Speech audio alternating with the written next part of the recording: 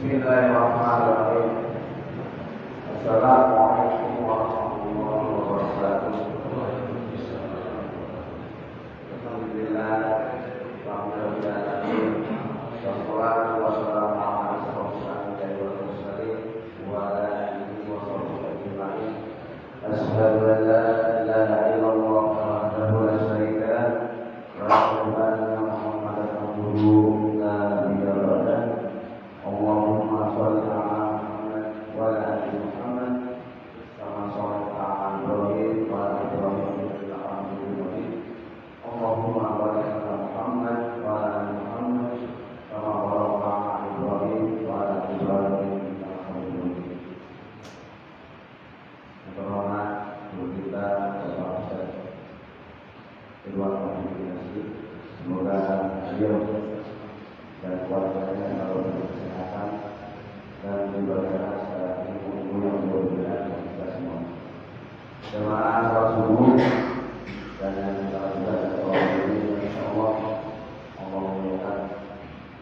Pertama-tama yang pertama perhatikan rasa hujan dan bersyukur kita kepada Allah Subhanahu wa taala yang mana dengan nikmatnya kita dapat melakukan juga salah satunya kita dapat melakukan kita di rumah Allah Subhanahu wa taala dengan melaksanakan ibadah salat subuh berjamaah dan insyaallah kita akan berdoa. Salawat serta salam diturunkan kepada Nabi Muhammad sallallahu alaihi wasallam, kepada para keluarganya, kepada para sahabatnya dan para pemuda yang sallallahu alaihi wasallam mengikuti sunnah-sunnah beliau di dalam rumah ini. Baik, kali ini kita dilakukan khusus takbir dua kali sholat dan pesan-pesan Isra dan Mi'raj untuk menambah pengetahuan kita yang semua mengenai Isra dan Mi'raj. Alhamdulillah, sebelum kita mulai dari tersebut kita berdoa. Basmalah. Bismillahirrahmanirrahim. Begitu kita akan bilang waktu.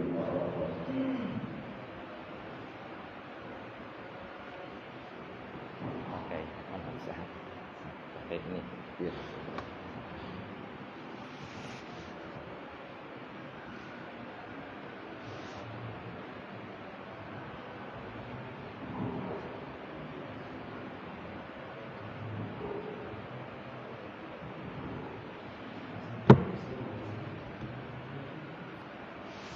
Bismillahirrahmanirrahim.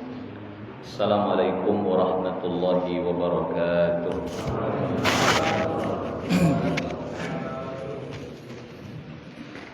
Alhamdulillahi wa kafa, wassalatu wassalamu ala nabiyil mustafa wa ala alihi wa ashabihi ahli sidqi wal wafa. Ashhadu an la ilaha illallah wa ashhadu anna Muhammadan abduhu wa rasuluh. Allahumma salli wa sallim wa barik ala nabiyyina Muhammadin wa ala alihi wa ashabihi wa sallim.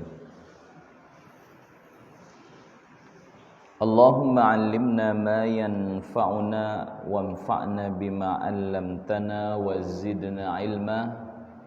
Rabbi shrah li sadri wa yassir li amri wahlul 'uqdatam min lisani yafqahu qawli.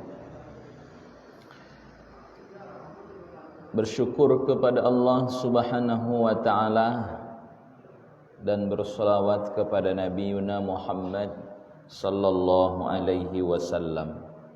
Semoga kita semua senantiasa diberikan oleh Allah kekuatan, keistiqomahan, kesabaran, ketabahan untuk terus menapaki jalan kebenaran di atas jalan keimanan, mengikuti petunjuk yang dibawa oleh Rasulullah sallallahu alaihi wasallam. Baik, bagaimana kabar Bapak-bapak semuanya? Sehat walafiat? Alhamdulillah. Alhamdulillah. Hari ini terlihat lebih ramai, Bapak. Atau memang seperti ini setiap hari? Ramai terus ya. Apalagi akhir pekan, insyaallah semua mengosongkan dirinya, waktunya untuk di rumah bersama keluarga, sehingga di pagi Ahad kita bisa menghadiri kajian seperti biasanya. Baik, ada pesan khusus dari panitia, dari pengurus DKM. Kiranya pagi ini pembahasan yang disampaikan yaitu seputar peristiwa Isra dan Mi'raj. Coba Bapak, apa namanya? Isra dan Mi'raj. Jangan salah sebut. Isra dan Mi'raj itu terbalik ya. Pelafalannya juga harus betul-betul kita perhatikan. Baik, kenapa dibahas tema ini pada pagi ini, Ustaz? Ke Bapak semuanya, ada momentum apa? Karena bulan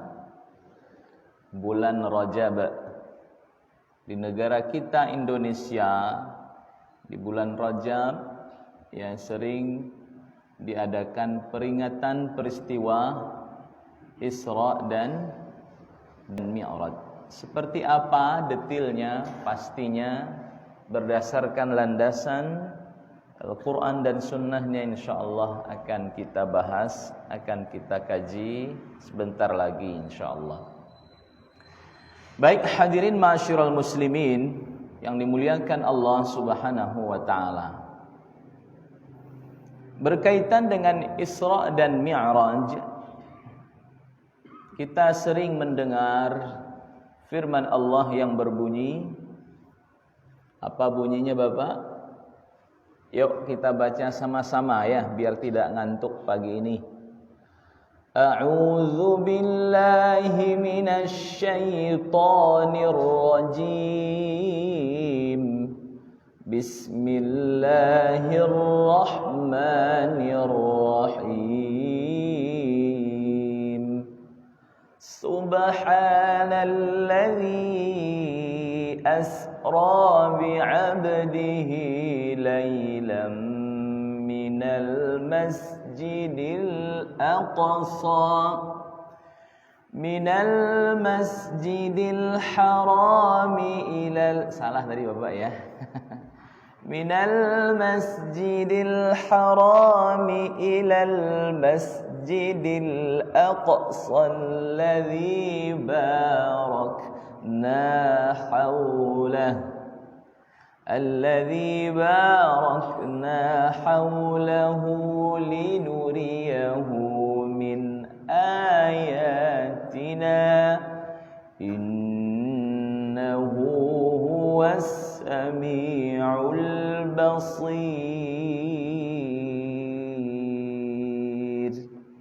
Ini ayat pertama yang terdapat dalam surah Al-Isra, sering dibaca oleh para qari ya ketika ceramah tentang ya Isra dan Mi'raj. Biasanya ayat ini yang sering dibaca.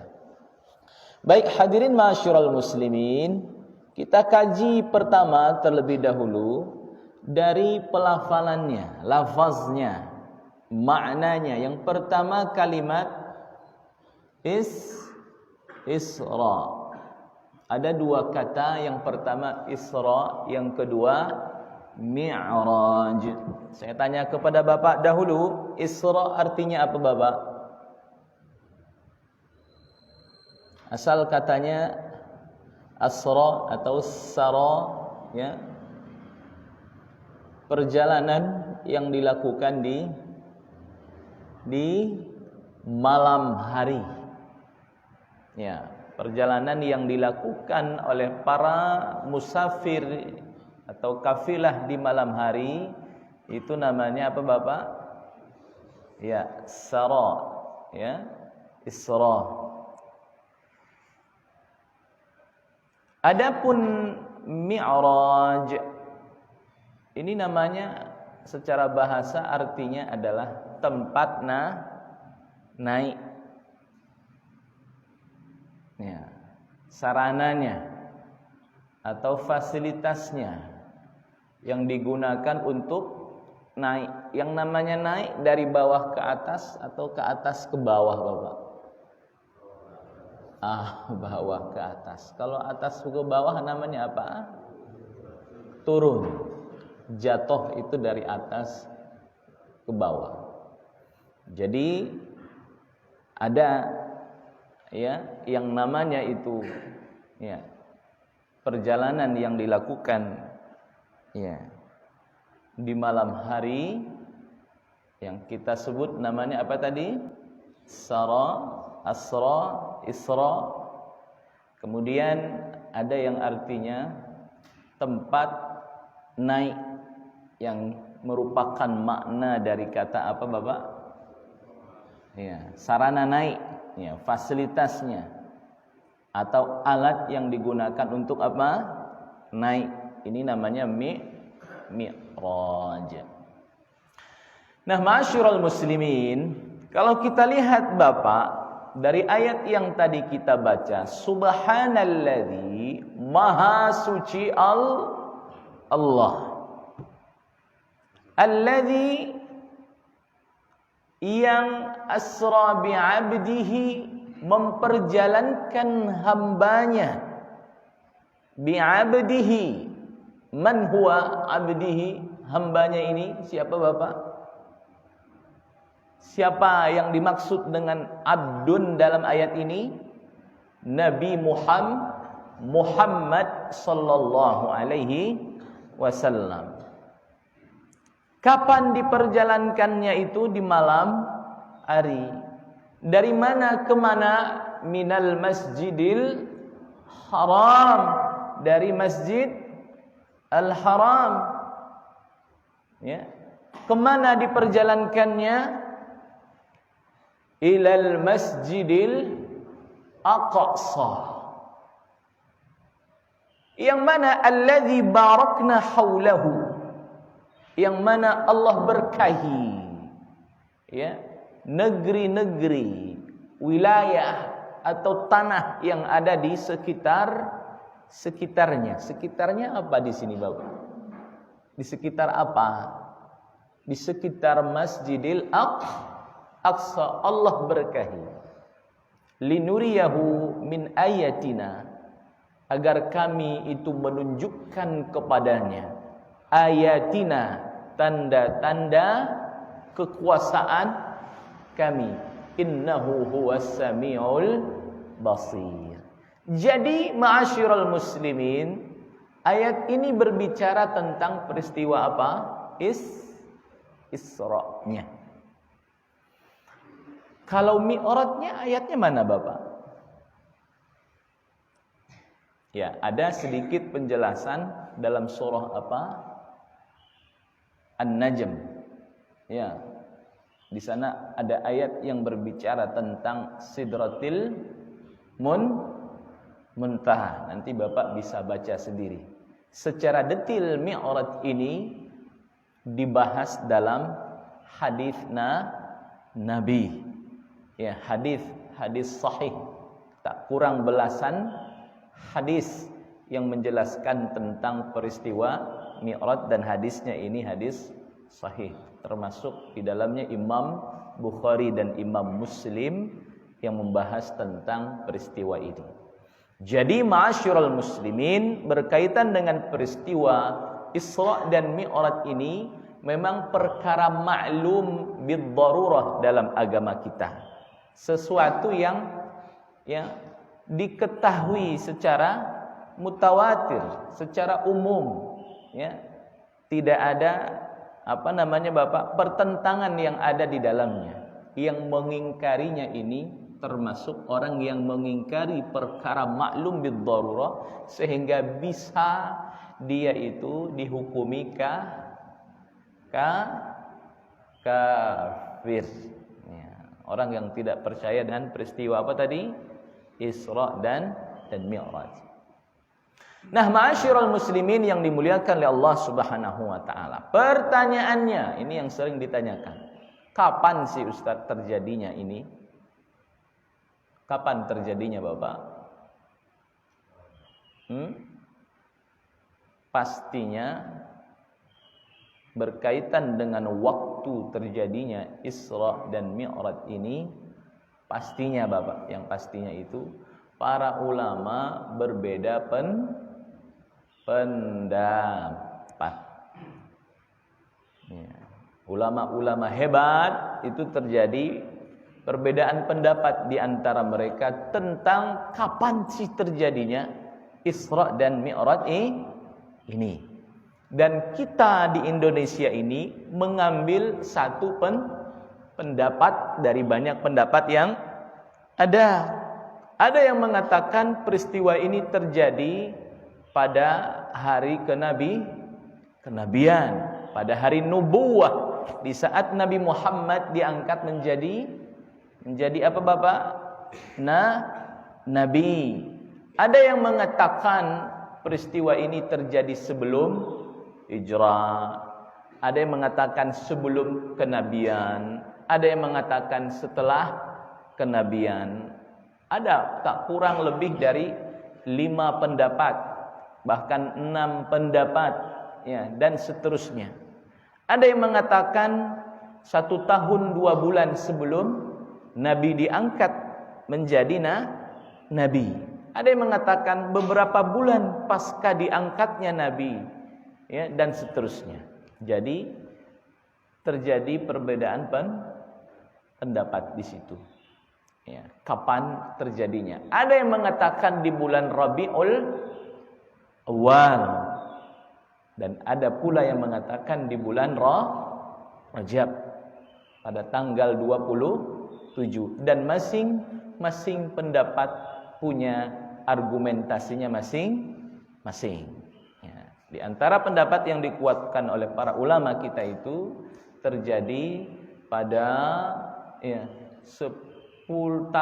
ke-10 setelah diangkatnya Nabi menjadi Rasul atau Nabi itu sendiri. Nah, ini detailnya Bapak berkaitan dengan apa? Waktu peristiwa Isra dan Mi'raj. Nah, tapi ma'asyiral muslimin, para ulama sepakat bahwa peristiwa ini terjadi setelah Nabi ini mendapatkan ujian yang begitu berat dalam hidupnya. Apa ujian yang berat itu Bapak? Ditinggal oleh orang-orang terdekatnya. Ditinggal oleh orang-orang yang beliau cintai. Ditinggal oleh orang-orang yang beliau kasihi, yang selama ini menghibur dan menguatkan beliau dalam dakwah itu. Siapa yang meninggalkannya Bapak? Siapa? Di antaranya adalah paman beliau. Siapa paman beliau? Yang dimaksud di sini Abu Thalib. Meskipun beliau tak mengimani, belum sempat mengucapkan syahadat itu, Abu Thalib orang terdepan dalam membela Nabi. Ya, pelindung Nabi. Orang-orang Quraisy mencoba menghalangi Nabi, tapi Abu Thalib ini terdepan membela dan menjadi benteng bagi Nabi. Abu Thalib pernah bilang, kalian semua macam-macam sama keponakan saya, hebat betul kalian, langkahi dulu saya. Ya, padahal belum jelas saat itu apa Bapak? Keimanannya. Ya, bahkan disebutkan wafatnya itu dalam kondisi tak beriman. Abu Thalib ini tak mengucapkan apa Bapak? 2 kalimat syahadat, tapi membela Nabi. Ditinggal pula oleh orang-orang terdekatnya. Siapa lagi Bapak? Kakeknya. Ya, sebelumnya, ya. Kemudian ditinggal juga oleh siapa? Istrinya tercinta. Siapa di sini istrinya beliau itu? Khadijah. Dan bahkan Nabi mendapatkan ujian yang berat ketika Nabi melakukan dakwah di mana Bapak? Taif saat itu. Ini peristiwa yang terjadi secara berurutan, yang betul-betul membuat Nabi itu merasa berat beban ujian yang dihadapinya. Ketika berdakwah di Taif, harapannya penduduk Taif menerima dakwah Nabi. Tapi ternyata sampai di Taif tidak sesuai ekspektasi harapan Nabi.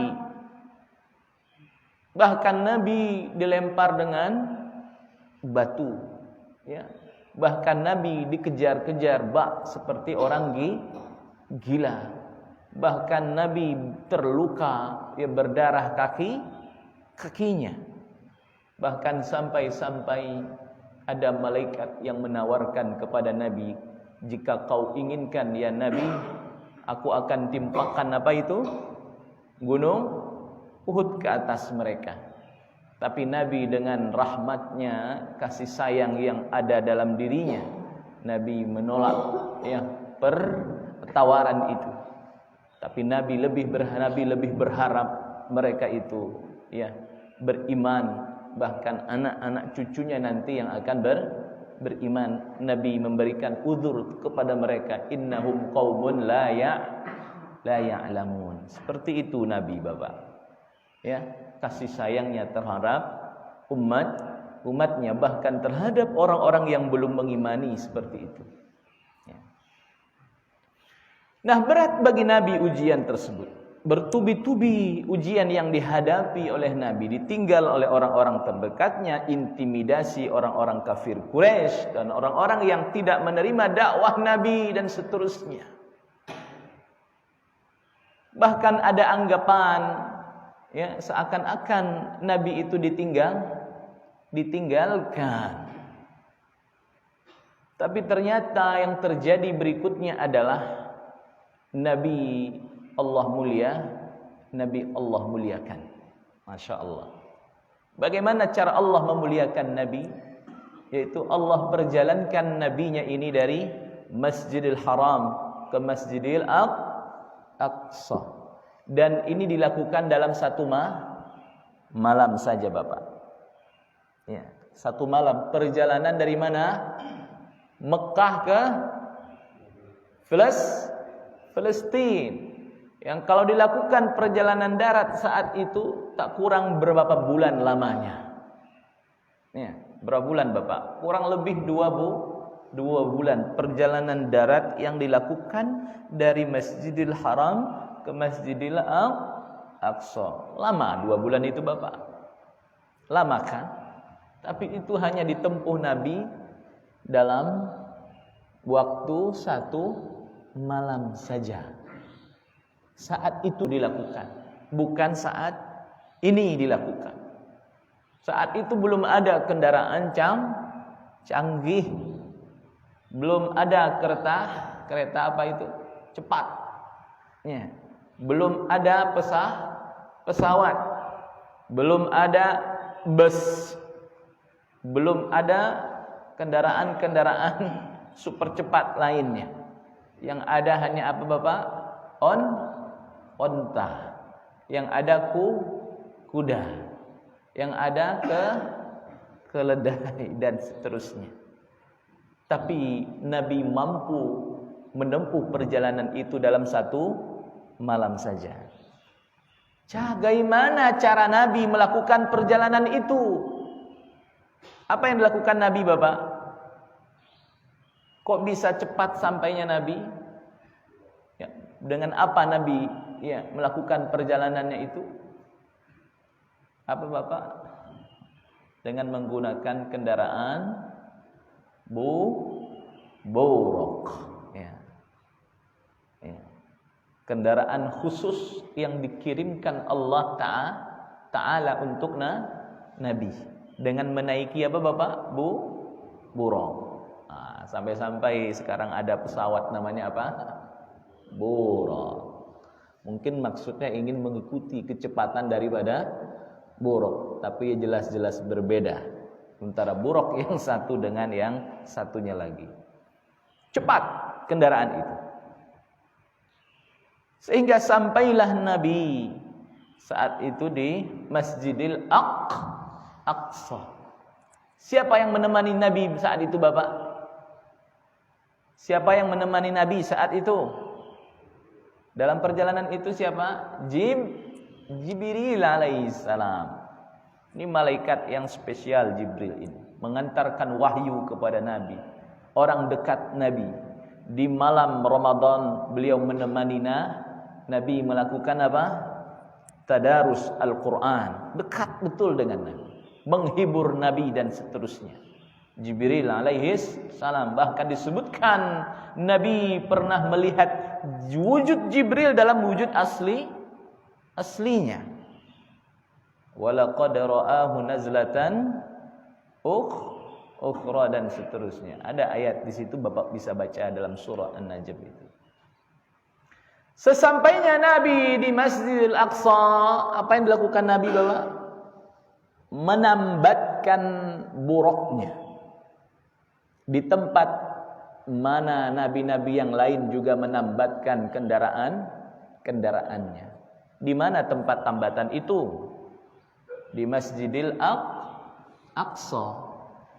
Bahkan disebutkan di dinding tertentu, di sini nih Nabi menambatkan kendaraan buruknya itu. Sini, bahkan diyakini di dinding itu.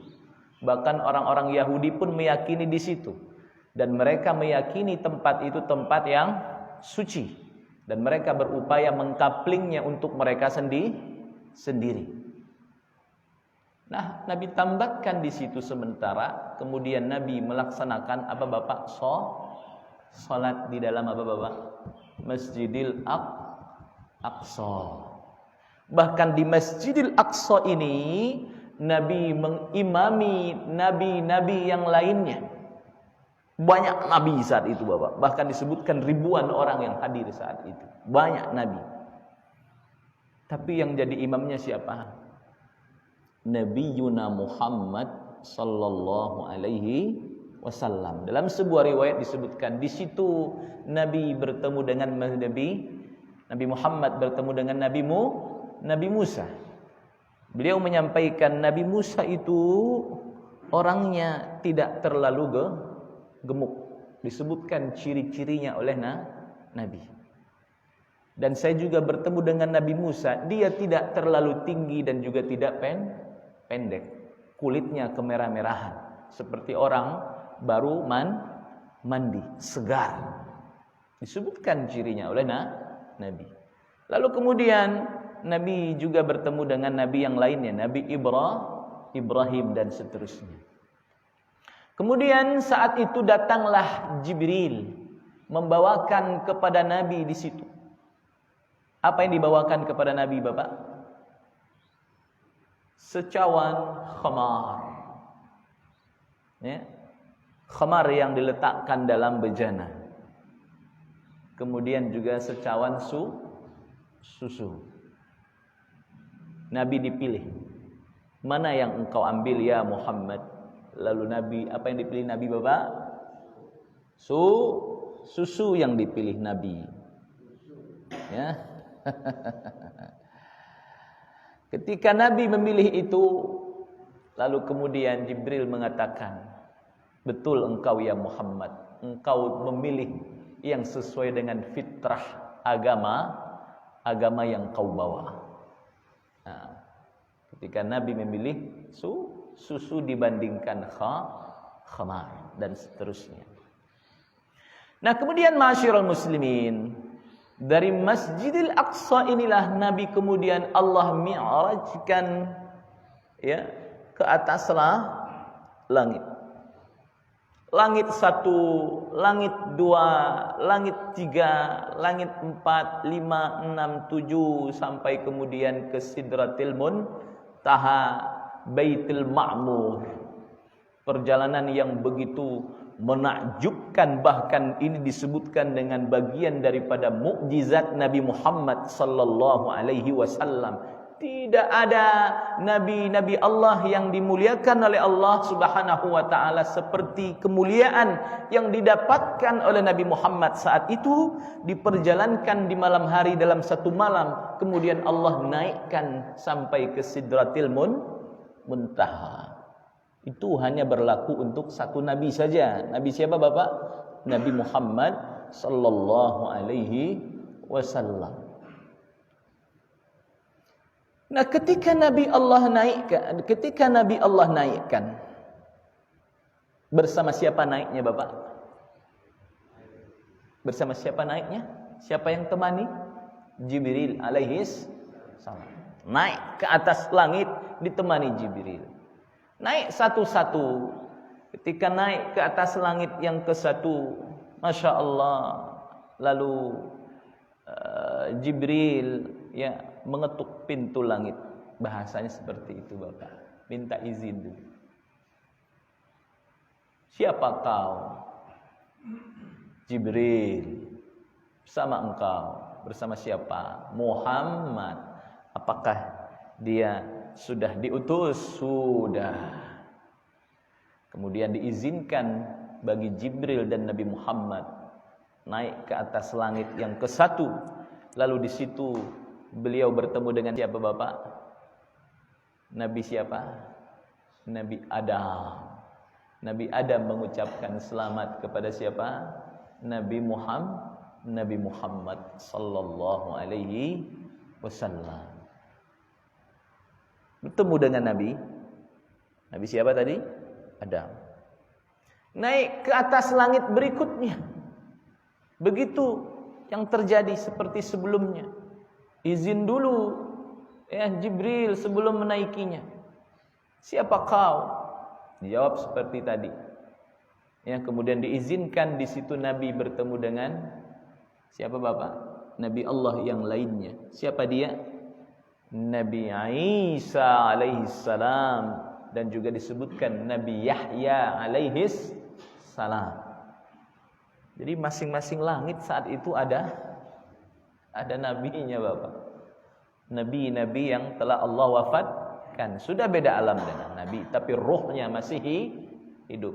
Kecuali siapa? Nabi Isa alaihis salam yang Allah angkat berikut dengan jasadnya.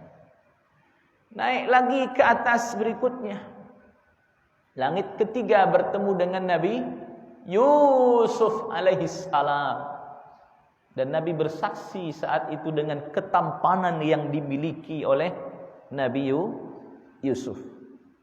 Naik ke langit berikutnya dengan bertemu dengan Nabi Idris alaihis salam. Naik berikutnya bertemu dengan Nabi siapa lagi Bapak? Ya, ini langit berapa ini sudah?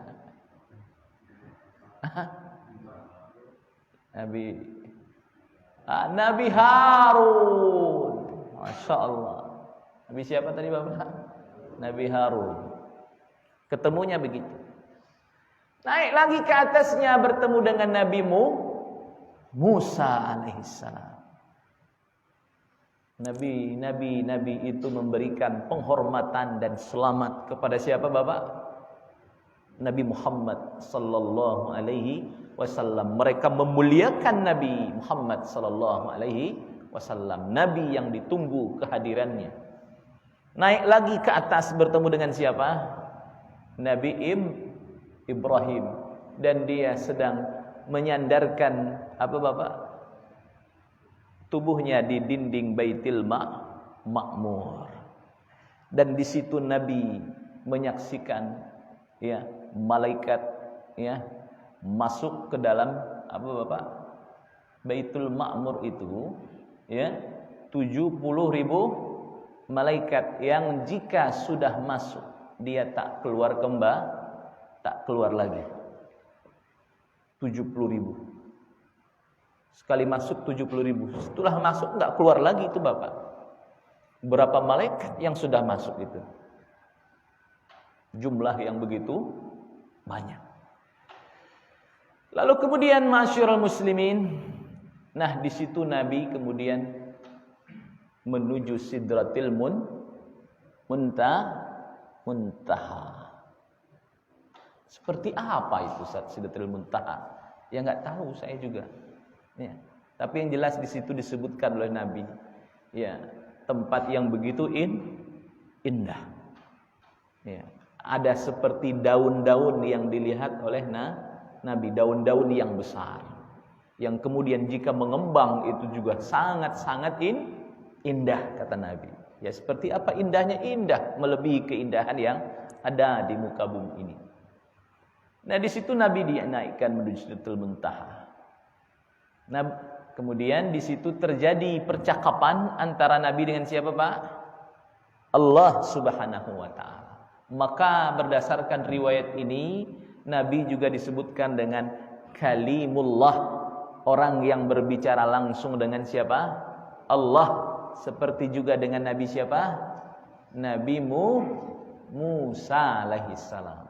Meski ada perbedaan pendapat di kalangan ulama tentang yang dimaksud dengan kalimullah di sini, apakah berbicaranya itu langsung berhadap-hadapan, atau hanya berbicara mendengar suaranya, atau berbicara melalui hatinya dan seterusnya, wallahu a'lam. Itu perbedaan pendapat yang terjadi di kalangan para ulama.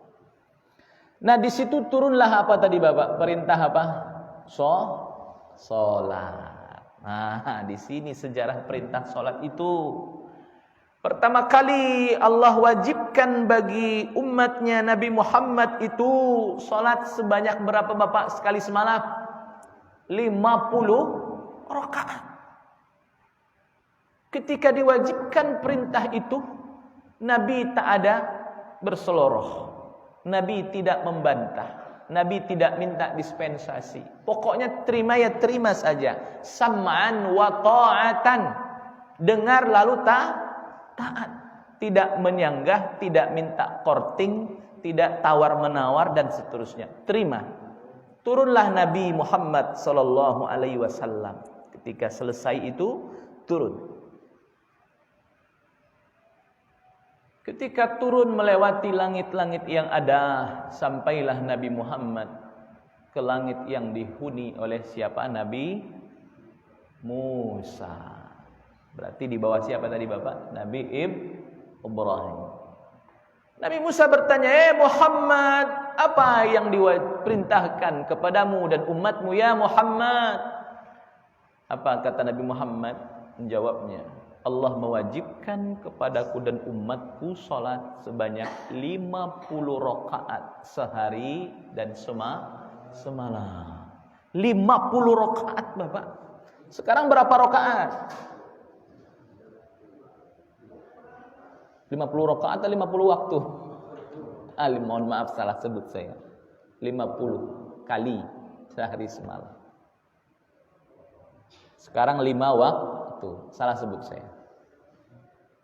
5 waktu saja susahnya dikerjakan oleh umat Islam ini, minta ampun, apalagi kalau dibayangkan Bapak 50 kali. Lalu Nabi Musa memberikan saran, ya Muhammad, minta kepada Rabbmu ya Muhammad, minta kurangi, itu berat bagi umatmu ya Muhammad. Aku ini sudah pengalaman. Pengalaman dengan siapa Pak? Dengan umatnya yaitu Bani Israel. Dan aku mengetahui kondisi mereka ya Muhammad. Minta. Nah, Nabi Muhammad ketika ada yang memberikan saran, Nabi mendengarkan. Itu Nabi, ya, tidak sombong, ya, tidak menutup telinga, ya, tidak membantah dan seterusnya. Dengar kalau ada yang beri saran.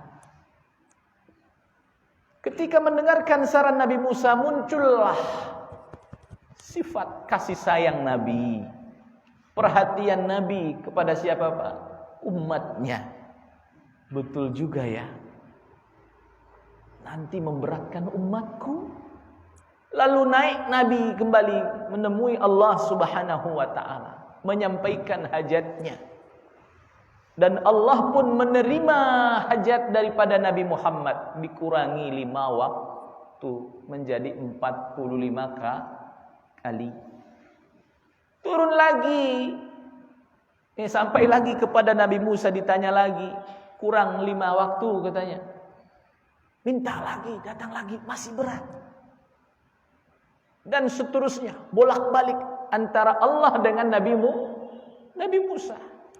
Sampai kemudian dikurangi sudah menjadi berapa Pak? 5 waktu. Kalau Allah beri kortingnya nggak main-main Bapak. Dari 50 menjadi 5. Bapak kalau jualan bisa kasih korting sampai seperti itu? Orang jualan begitu Bapak? Nggak ada. 50 kurangnya korting paling 3, paling setengah. Allah memberi korting itu, Masya Allah, hampir hilang semuanya, ya. Sampai bertemu. Nah ketika diminta naik lagi, minta kurang lagi. Kata Nabi Muhammad apa?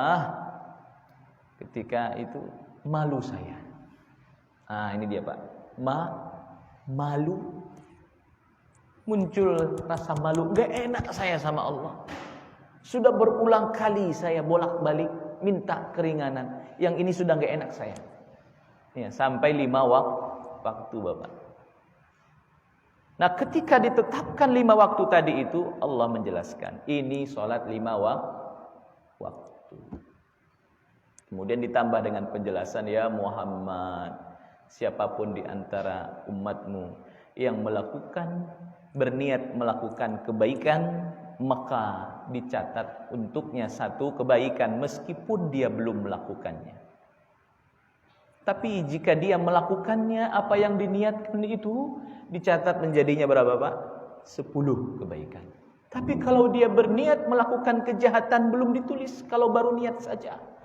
Kalau sudah melakukan apa yang diniatkan dari kejahatan itu, baru dicatatkan 1 keburukan untuknya. Nah, itu tambahan langsung Bapak, hadis qudsi ini dari Allah Subhanahu wa taala. Turun Nabi. Gak enak dia. Ya, Nabi Muhammad sallallahu alaihi wasallam punya rasa malu. Jadi ada 4 pelajaran di sini Bapak. Yang pertama, ketika diperintahkan sam'an wa ta'atan, dengar taat. Yang kedua, ketika diberikan saran menerima. Yang ketiga, Nabi betul-betul punya rahmah, kasih sayang, perhatian terhadap kondisi umatnya. Ya. Yang keempat, rasa malu. Punya rasa malu.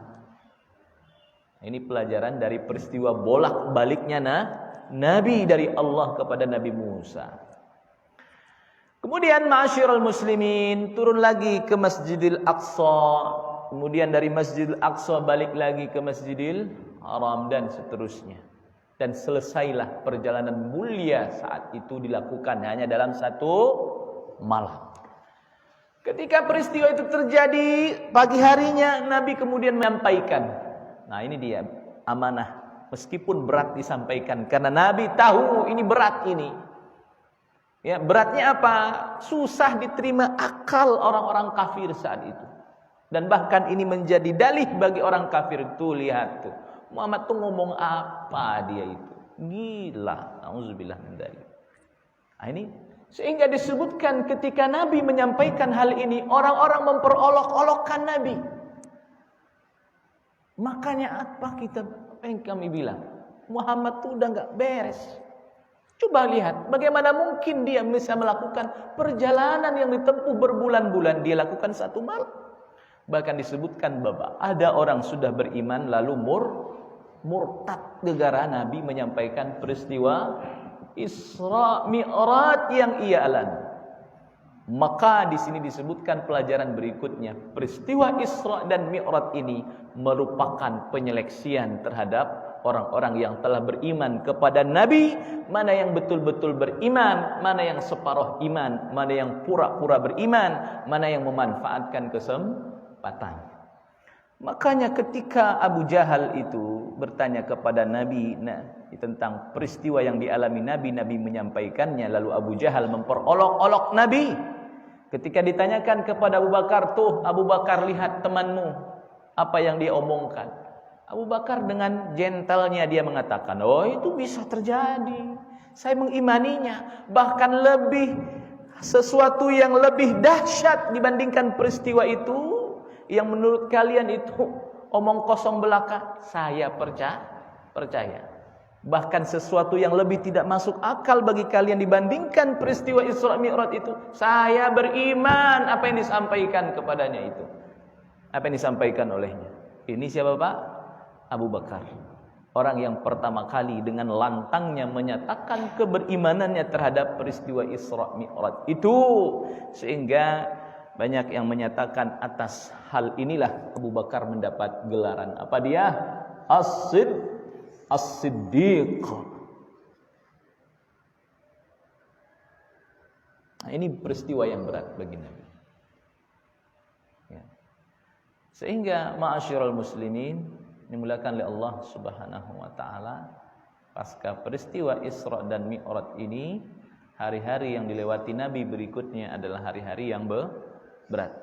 Tapi banyak hikmah yang berikutnya didapatkan oleh Nabi Muhammad sallallahu alaihi wasallam. Banyak pelajaran. Yang mana pelajaran utamanya setelah peristiwa ini, Bapak, apa dia? Nabi semakin kokoh, semakin kuat, mentalnya semakin terasah, psikologinya semakin baik. Karena apa?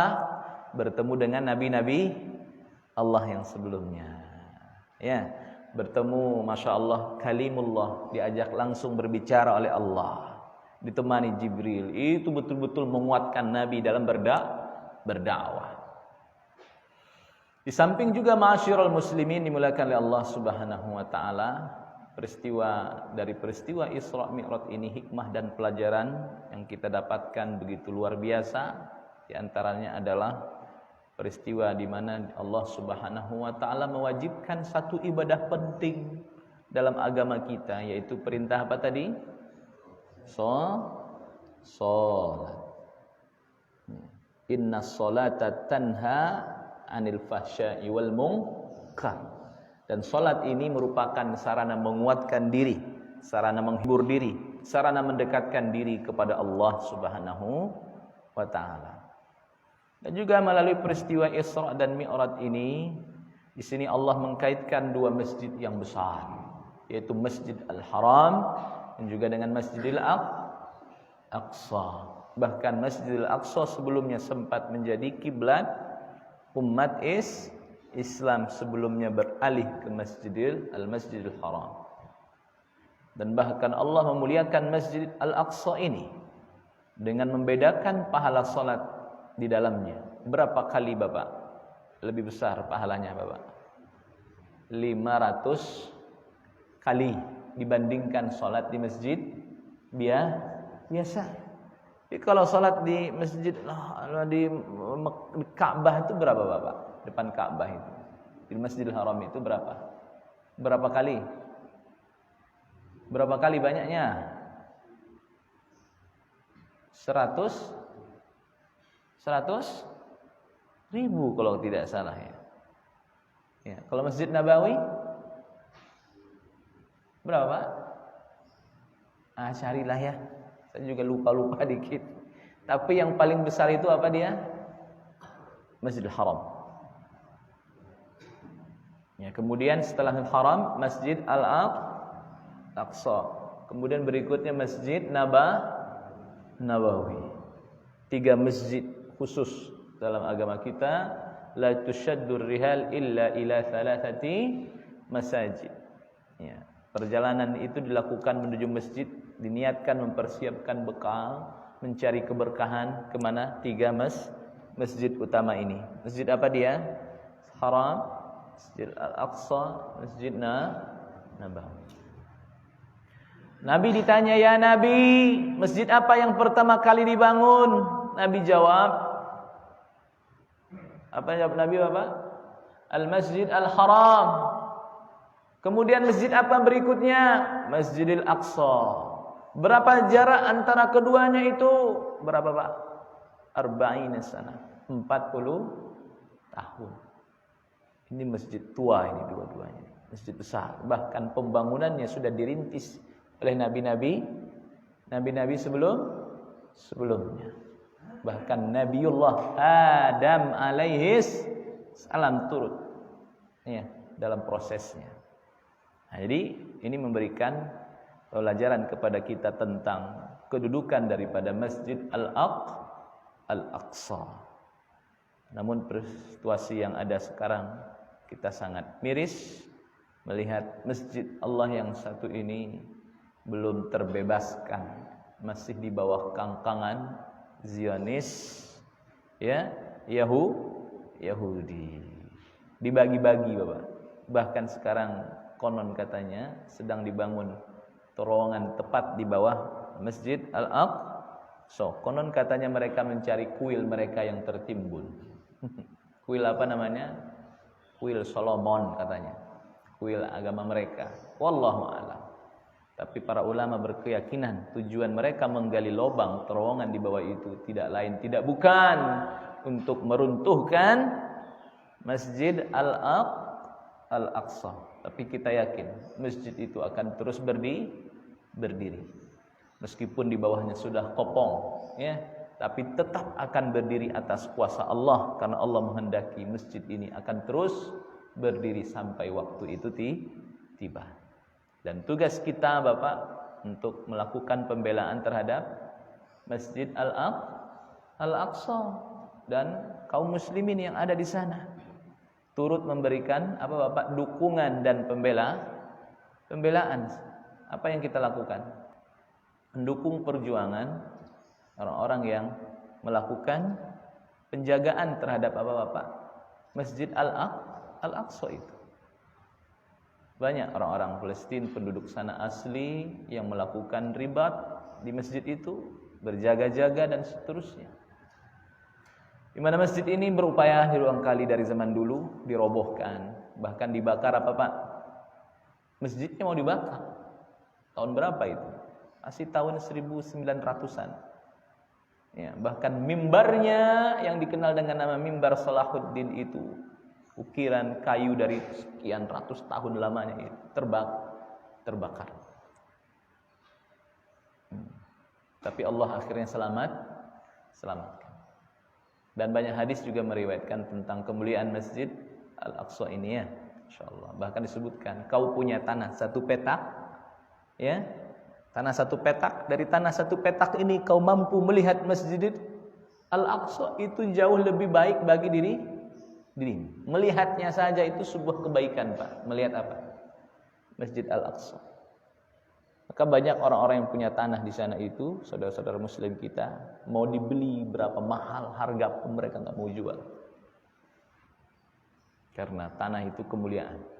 Maka dikatakan alladzi barakna hau, yang kami berkahi daerah sekitarnya itu. Maka termasuk di situ di dalamnya adalah negeri-negeri yang ada di tanah Syam itu sendiri. Syam itu bukan hanya Palestina, Bapak. Ya, negeri-negeri yang ada di situ, termasuk di situ ada negeri apa, Bapak? Lebanon, Yordan, Suriah. Itu dulu dikenal dengan nama apa? Syam. Ya, kenal. Nah, bilad Syam, negeri Syam. Nah, namun ketika masa itu tiba, terpecah-pecahlah negeri ini, negeri Islam ini setelah runtuhnya apa tadi, Bapak? Khilafah Utsmaniyah itu negeri Islam berpecah-pecah. Akan disebutkan dulu, Bapak, ada kereta api yang menghubungkan negeri-negeri Islam dari Turki sampai ke Madinah. Sampai ke Madinah. Melewati apa dia? Yordan, Lebanon, Palestina, sampai ke Madinah dibangun itu, Bapak. Dulu ada kereta. Masih ada bekas-bekas keretanya, masih ada. Masih ada relnya itu, masih ada. Bahkan masih ada sampai sekarang. Tapi orang-orang yang tidak menghendaki, ya, sarana transportasi yang menghubungkan negeri-negeri Islam itu, mereka menghancurkannya, merobohkannya dan seterusnya. Sampai sekarang hanya tinggal apa, Bapak? Sejarahnya saja. Tinggal stasiunnya saja, peninggalannya saja. Ya, tapi kita yakin insyaallah negeri-negeri Islam akan bersatu kembali. Insyaallah. Baik, saya kira itu, Bapak, Mudah-mudahan ini memberikan pelajaran buat kita semua. Kembali kita mengingat peristiwa agung yang pernah dialami oleh Nabiullah Muhammad sallallahu alaihi wasallam. Semoga kita mampu mengambil ibrah dan pelajaran dari peristiwa ini, menambah keyakinan kita, dan kita semakin memperhatikan ibadah yang agung, yang mana perintah ini tidak didapatkan Nabi melewati Jibril, tapi langsung dari siapa? Allah Subhanahu wa taala. Hadanallahu wa iyyakum ajmain. Aqulu qawli hadza wassalamu alaikum warahmatullahi wabarakatuh.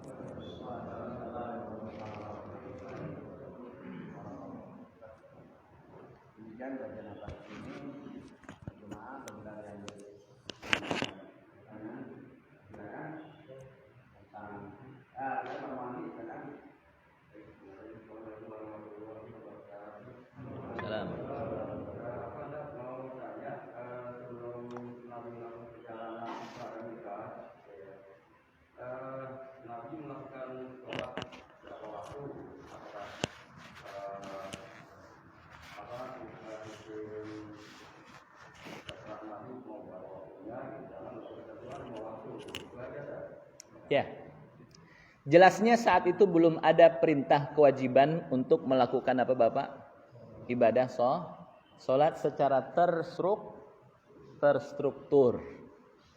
Ya, terstruktur itu subuh ada waktunya, inna sholata kanat 'alal mu'minina kitabam mauquta. Kan belum diwajibkan. Seperti apa perintahnya saat itu? Ya mungkin seperti yang ibadah-ibadah yang dilakukan oleh nabi-nabi Allah terdahulu. Ya.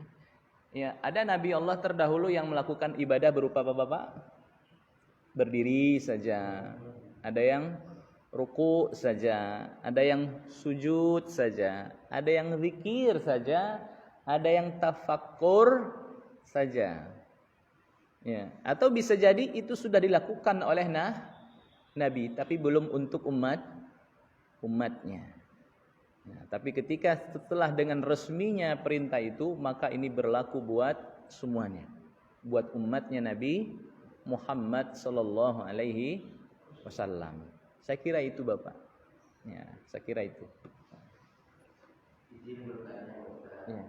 Assalamualaikum warahmatullahi wabarakatuh.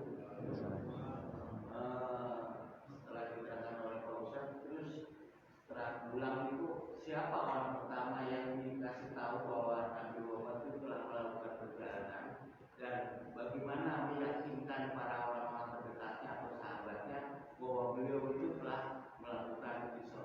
Nah, ini yang berbicara sudah keimanan. Maka orang-orang yang betul-betul mengimani Nabi, maka ini disebutkan ujian keimanan ini. Orang-orang yang betul-betul mengimani Nabi, apapun yang disampaikan Nabi, bahkan tadi disampaikan, mau yang lebih parah daripada ini, saya iman. Apapun yang kau omongkan ya Muhammad, saya beriman. Karena semua itu mudah bagi Allah. Innama amruhu idza arada syai'an kun fayakun. Itu hal yang gampang, mudah bagi Allah. Ya, orang-orang terdekat Nabi Muhammad sallallahu alaihi wasallam yang dikabarkan semuanya mengimani. Nah, kayak orang terdekat Nabi siapa Bapak? Abu Bakar As-Siddiq.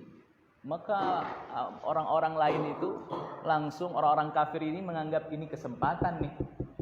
Maka dicari siapa orang yang betul dekat dengan Nabi. Orang yang paling percaya kepada Nabi. Nah, maka dicari Abu Bakar. Tuh Abu Bakar, masih percaya kau sama Muhammad? Ngomong dengan lantur kayak begitu. Abu Bakar memberikan jawaban yang pasti. Bahkan yang lebih berat daripada itu, saya percaya. Maka patah aranglah orang-orang kafir Quraisy dengan jawaban yang diberikan oleh Abu Bakar. Tapi nyata ini merupakan ujian tadi. Maka disebutkan murtad tadi Bapak. Sudah beriman nih, tapi balik lagi. Karena enggak mungkin. Begitu yang dikasih tahu pertama itu Abu Bakar. Saya kira Abu Bakar As-Siddiq Bapak.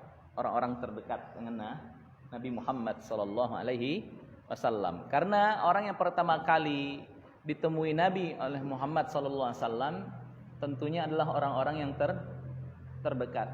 Dan Nabi bahkan khawatir ketika disampaikan ini kepada orang-orang terdekatnya. Sekiranya orang-orang terdekat itu berbalik berbalik arah. Tapi Abu Bakar yang menguatkan Nabi. Ya, apapun yang kau sampaikan ya Muhammad, aku beriman kepadamu. Karena Nabi khawatir kalaulah hal ini akan merubah keimanan, karena berat bagi mereka untuk menerima. Tapi Abu Bakar inilah yang menguatkan Nabi. Ya, sehingga ma'asyiral muslimin dimuliakan oleh Allah Subhanahu wa taala, mendengar jawaban Abu Bakar seperti itu, Nabi semakin kokoh, semakin kuat, dan semakin tinggi kedudukan siapa Pak? Abu Bakar As-Siddiq. Saya kira Abu Bakar yang disampaikan oleh Nabi Muhammad sallallahu alaihi wasallam dari kalangan orang terdekatnya. Tapi kewajiban bagi Nabi ketika perintah Isra Mi'raj ini wajib disampaikan. Berat tapi wajib disampaikan. Bisa bagi Nabi menyembunyikannya. Bisa kan Bapak? Bisa. Alih-alih untuk apa? Ya. Supaya Nabi terselamatkan kan? Tapi Nabi tidak mau seperti itu, tapi memilih menyampaikan peristiwa ini karena Nabi yakin banyak hikmah dan pelajaran setelah hal ini disampaikan. Apa ya tadi? Seleksi keimanan para sahabat Nabi. Maka terseleksi itu, mana yang beriman nih, mana masih yang beriman, mana yang balik arah, mana yang mundur. Ini orang-orang yang betul-betul beriman, merekalah orang-orang yang terdekat. Dan bahkan ini ujian bagi siapa? Nabi Muhammad sallallahu alaihi wasallam. Ya.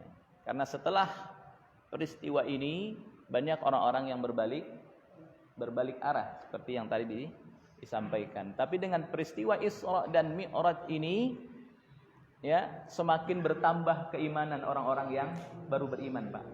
Kenapa? Karena ketika Nabi menyampaikan Isra Mi'raj ini, Muhammad, kau bilang kamu sampai ke Masjidil Aqsa. Coba sebutin seperti apa Masjidil Aqsa itu. Nah, disebutkan saat itu Allah tampilkan kembali kepada Nabi Muhammad, tampilkan saat itu seperti apa wujud Masjid Al-Aqsa. Oh, Al-Aqsa itu begini. Sehingga ada di antara orang kafir itu ngomong, benar dia. Benar. Lalu dia beriman. Muhammad, kau melakukan perjalanan dari Masjidil Haram ke Masjidil Aqsa, balik lagi Masjidil Aqsa ke Masjidil Haram. Siapa yang kau temui dalam perjalanan, Pak? Kafilah apa? Kafilah seperti apa? Nabi Muhammad sebutkan ada kafilah ini, ada kafilah ini, dan ternyata benar. Yang lagi berangkat kafilah ini, yang lagi pulang kafilah ini. Benar yang disampaikan Muhammad. Betul. Nabi Muhammad ini adalah Rasulullah. Enggak mungkin ada manusia yang melakukan perjalanan seperti ini, melainkan ada Rabb yang memperjalankannya. Amantu bika ya Muhammad wa amantu bi rabbika. Nah, jadi berat, tapi ada hikmah besar di sebalik itu, mengokohkan sahabat-sahabat Nabi, menyeleksi orang-orang yang pura beriman kepada Nabi, dan sebaliknya malah orang berbondong-bondong beriman kepada Nabi seperti yang tadi disampaikan.